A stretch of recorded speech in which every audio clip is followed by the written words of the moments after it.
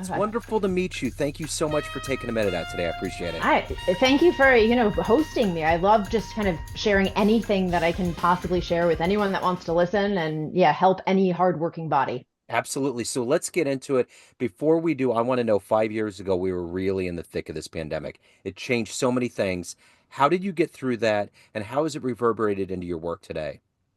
Oh, well, actually, my story's a little bit different because I was pregnant in the middle of the pandemic, and May 1st, I had my twins. So, in the middle of absolutely everything, I had to be kind of cordoned off, like what a normal person would be cordoned off because of, having babies and having two of them made things even more crazy. Yeah. But even that afterwards, life continues. My husband had to work. I was trying to get back to work. I actually gave my first talk after having the babies in May, gave my first talk the middle of June, digitally, obviously. Yeah. And that was the first time that I had done digital things like here and there when people wanted me to come in and talk in office and they wanted to make sure that I would come monthly. So like it wasn't foreign to me, like the digital kind of interaction.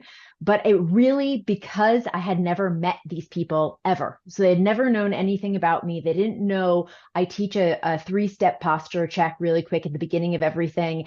And I had no setup for being able to do, a distance camera and then a close-up camera. So I had to really kind of rethink the way that I would share things.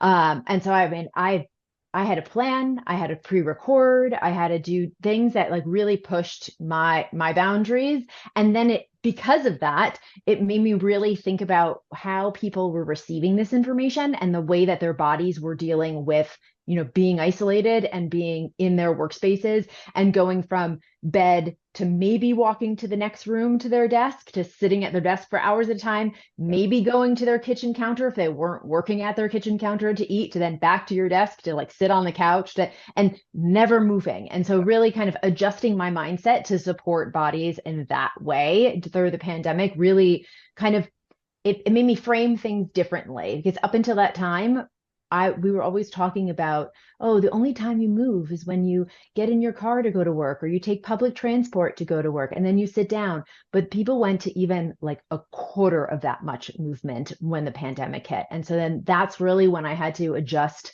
a lot of not only my talking points, but really how I approached healthy workday so that I could support these bodies that had to be in front of their tech. So, as a wellness expert, I want to know. I'm going to put you in front of a bunch of 12-year-olds at career day, and kids are the truth serum. One of the Yep. kids in the back of the room is like, "Hey, what do you do for a living?" What's your answer? I teach hardworking people that have to sit in front of a computer, how to move around so they don't get aches in their neck, in their back, in their shoulders, and so that they can keep moving without pain. So when they get up, and I don't know if this is something that you experience, sometimes for me, it takes me a second. So like when I stand up from my desk, before I take that step, I have to really kind of think about like, okay, pull my body together. And so that's my biggest goal is to keep bodies moving throughout your workday so that you can reduce pain, reduce stress, increase productivity, and then what the bigger picture is age gracefully so that once you do move around that you actually use your body because if you don't use it you're going to lose it, right? So your range of motion, your flexibility, your stability when you get up, all of these things come into play. Even though you have to be in front of your workspace, like in chair desk tech relationship, you do have to support your body for when you do leave your workspace. So, let's go back to when you were 12 years old. What did you want to be when you grew up? Oh man, that's a great question because I thought I was going to twirl around on stage my entire life. At 12, I was competing nationally. So my company we were traveling all over the US. We were doing, we were also doing performances for we did performances in like Disney World. We performed at Lincoln Center. We performed at all of these places, right? Whether it was like a foundation or if it was a competition. We were performing everywhere, and that was kind of my life from 12 to 18 when I was just competing. I was learning a skill. I was learning how my body physically worked. I was learning how to push it to the extremes. I was strength training and flexibility training. And then from there, I really thought I was going to twirl around on stage. So that's what I went to university for. I have my BA in dance because of it. So because of that early training, take me back to the very beginnings and kind of growing up. What were these foundations that have allowed you to be health centered, to be focused on wellness? What were Yeah, those tenets that that's a ultimately evolved? that's a great question because when people frame it in like why do you do what you do? This is the reason why that I do what I do. It's really from my upbringing. And I tell people I come from a family of doctors. And I like the majority of my family are doctors, and even before that, when my family immigrated from Italy, they were doctors. Yeah, And so when I grew up, it wasn't just like, oh, your neck, it was, this is your clavicle. yeah. Oh, my arm. No, there's the three bones in your arm, and I can, keep going, muscles, everything. So whenever I got hurt, my father would say like, okay, well, what hurts? Oh, it's my leg. Well, what part of your leg? Oh, it's my quad. Well, your quad has four parts to it, so which part of it is it? And so like those were the things that were kind of injected into my life because it wasn't really my education. It was really just the way that my parents talked to me from Yeah. such an early age that I thought that was normal. And then when I got to university and I realized that's not the way people talk, and people didn't understand that, and that was actually the catalyst for not just being a dance major for me, but then going into diving deeper into injury prevention, specifically for extreme athletes. And that's kind of opened up that anatomy side of me and really made me more inquisitive, and to kind of bring that into, helping professionals and helping people that have to, stay put all day long. And the metrics and the way they analyze and measure athletes today is so vastly different from when I was growing up in the 80s as a Oh, kid. yeah. You know what I'm saying? So there, Yeah. and I think even after this pandemic and going through it, there's been this because a lot of people that got sick during the pandemic were sedentary. They just didn't move. They, Hmm. they gained a lot of weight. They got very unhealthy. All of it's kind of a domino effect. So it seems like right now in 2025, this seems to be the best possible time to have you come in and coach people to get them to a better place. Yeah, and honestly, I've been doing this for almost a decade. I've been talking about this stuff for almost a decade. And only within the last like year or two have people really said, okay, I don't want to just solve the problem when I'm in pain or when I can't focus. They've actually started to say they're wising up to the fact that like they need to take their vitamins Yep. instead of just looking for the painkiller. And understanding your body, because you only get one of them, you don't get to turn it in like you do your cell phone every 2 years. Really understanding that has, like, people are starting to wise up to that, and now starting to say, okay, what can I do, even if it is just desk side for 30 seconds, 5 minutes, that will help me, reduce the pain, reduce the stress, but then ultimately be more productive, because they, our workspaces haven't changed in the last 5 years. In fact, they've become more, you're so much more plugged in because phones are mini computers now. So when do you really check out? So this is the perfect segue into your book. Talk to me about your latest book. Sure.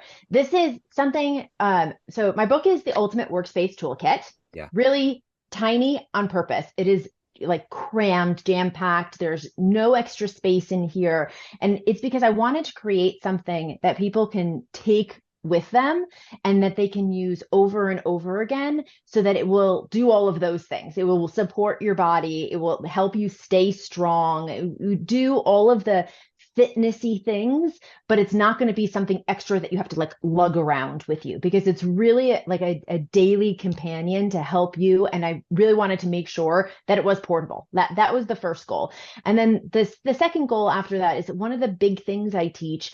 And people always say to me, your stuff is great, I just don't have the time. And so I really wanted to make sure that in the book, it sets you up for success, not only teaching you what you can do in your workspace, but how you can actually fit it into your day so that it's feasible, so that you can still get that work done and remind your body to move around. So in here, with all of the stretches and the movements to energize, it also gets into how to set it up. It shows you an entire day from 9 to 5 as a traditional office worker works, but you can obviously kind of tailor that to your actual hours. And it'll give you an example of what you can do every hour during that day. And there's other exercises in here. So Oh, I don't need to work out my legs right now. My shoulder really hurts. I'm going to pick from the shoulder stuff. Oh, my arm's not bothering me, but my hip is. I'm going to do a hip stretch instead here. And so it really allows you to like plug and play for what your body needs, what your brain needs. And then my absolute favorite things, because we talk about blue light so much and we talk about how we're sitting in front of it.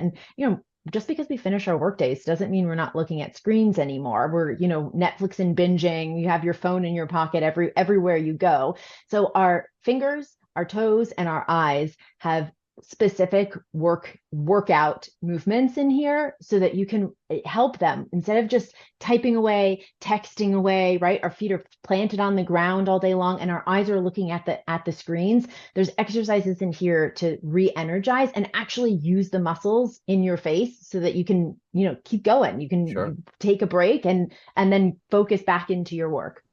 So one of the motivators for people to get to a better place in their lives is having people in their lives that they want to live for and they look forward to. Who has been that inspirational force for you to evolve into who you are today? Oh, wow, that's a big one. I think through my life, it's adjusted based on my needs and the things that um my development has. So like as a young child, it was always my parents and especially my father growing up because he was the doctor in the house and I always wanted to be near him. I always wanted to actually, my mother would photocopy books from the Grey's Anatomy textbook. So she used to photocopy like the coloring pages so that I wouldn't ruin his book. So I would get to color with him because I wanted to learn. So like that was a really big influence in my life when I was growing up. And then as I got more into my professional career, I really, especially when I was a new mom, I think it was the first time that I sought out a village almost. People that didn't necessarily do what I do, but were entrepreneurs. Maybe they were parents, maybe they weren't, just people that could support and give advice and kind of champion you when you felt a little down or you were unsure about something. And so I do have a core like 4 or 5 women that we have chats. Maybe we don't chat as much anymore, especially after COVID, because then we kind of all, spread across the country instead of us when we were all in New York City and you can just walk down the street and have a drink with your best friend after work one day. But those are the people that can give you that reality check when you're like you're down on yourself that will definitely listen to this podcast and go like, yeah, I knew you were talking about me there. They have you, they understand you. And so I think that that's really been throughout my life. And then I had dance teachers that really formed my thinking, my anatomy, my focus. I had a professor in undergrad. She was fantastic, and she really taught me a lot about teaching, which has become big for me because when I go out on stage, when I go in offices, when I talk to other people, she gave me skills where I grew up with Russian ballet teachers. So they were, they'd smack you, they'd pinch you, they'd yell at you. And that was really when she taught me how to kind of soften to be able to share my message but still have that kind of passion that I needed to be able to kind of change the way that I phrased things. So that was kind of like a roundabout way of answering that, but I hope that was helpful. Yeah, no, absolutely, absolutely. So let me ask you this. The one thing about all of these elements of getting healthy in your life is finding some kind of equilibrium or a balance. How have you done that in your life? How have you found that balance between family, taking care of your own soul, and being a very busy professional? How does that work for So you? actually, what I teach primarily I kind of touched on is teaching how to kind of schedule this stuff into your workday. And I'm a big scheduler. So I always have my to-do list and I write out my to-do list and I always make it so that it starts with the couple of easiest things and then it gradually gets more difficult through the day. And for me, because I primarily work from home, I have 3 young kids, the to-do list does include making dinners, packing lunches. It has all of those things that's not just work related for me. And so it goes from easiest to hardest through the day and things that I have to accomplish. But then from there, which this is actually in the book, is working in what I call the 50-10 ratio.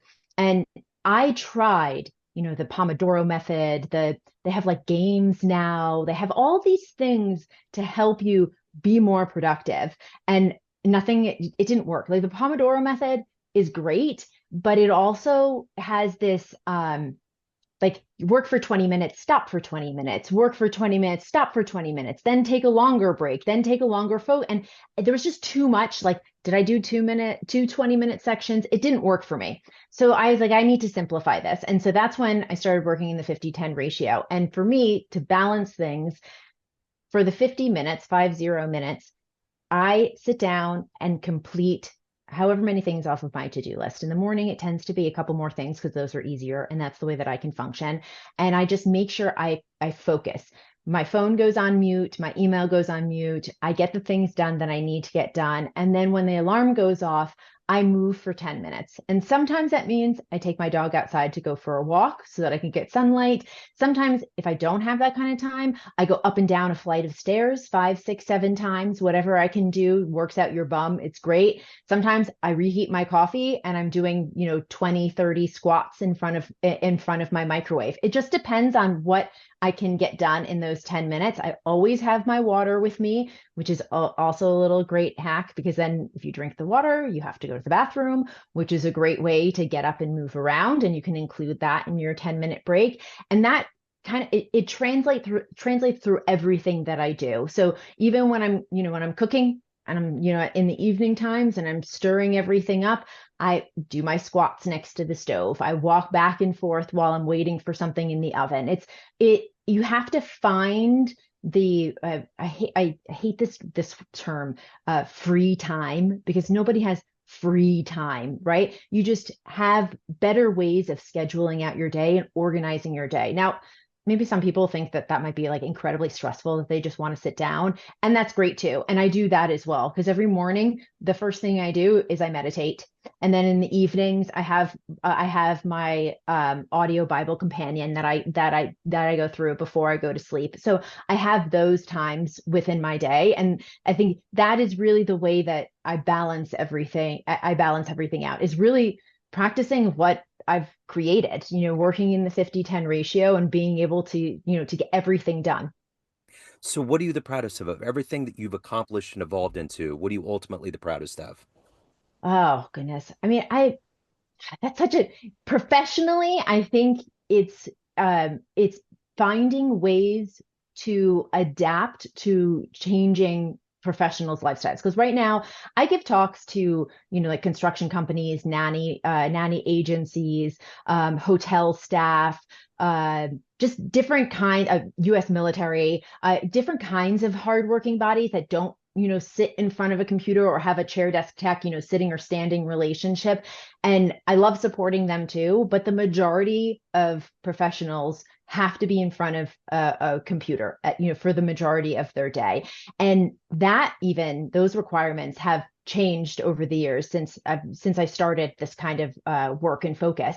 And I think that uh, if I just stayed doing what I was doing in the beginning, where I was sharing 15 minutes of movement desk side, I would never have been doing, I wouldn't be doing this right now. Yeah. But the fact that I was able to say, to approach these people and say, okay, I know that you like this, but what's going to keep you doing this? What's going to keep you healthy? What's going to support your body and, be more of the vitamin instead of, the painkiller when the problems actually happen.